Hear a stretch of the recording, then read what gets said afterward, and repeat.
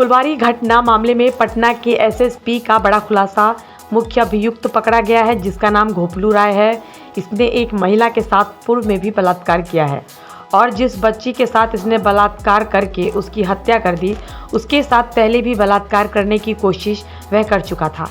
पटना के एसएसपी ने बड़ा खुलासा किया है कि जब दोनों बच्ची जलावन लाने के लिए निकली तो वो बच्ची को खेत की तरफ ले गया और ले जाने के बाद वहाँ इसने पहले एक बच्ची के साथ बलात्कार किया, दोनों को मार करके घायल किया। उसके बाद एक बच्ची के साथ बलात्कार किया और उसकी हत्या कर दी। उसके बाद वहां से वह फरार हो गया।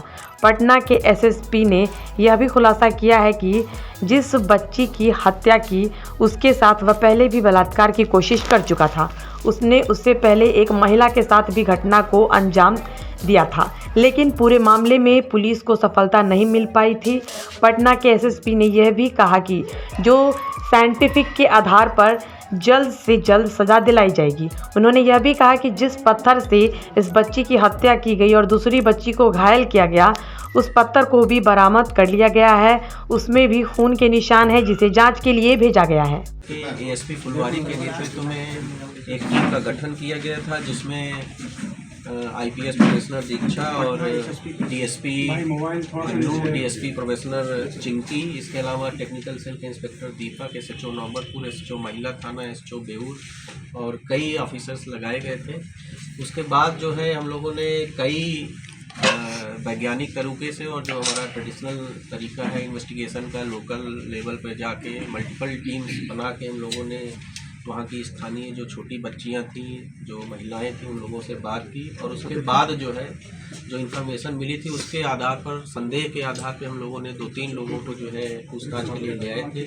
पूछताछ के क्रम में जो है इस पूरे मामले का उद्भेदन हुआ है और अभी तक जो बात आई है वो ये है कि एक व्यक्ति हैं, उसी जो आलमपुर गांव है उसके बगल में लगे हुए गांव है, वहाँ देवानंद राय उर्फ घोपलू, उनके द्वारा ये घटना कारित की गई है। अनुसंधान के क्रम में हम लोग जो घायल बच्ची है उससे भी जब लगातार एम्स में हमारी जो आईपीएस प्रोफेसर हैं दीक्षा और डीएसपी जो इस केस की चीफ आईओ हैं अन्नू, ये पूछताछ कर रही थी तो बच्ची भी बार बार एक ही व्यक्ति की बात बता रही थी।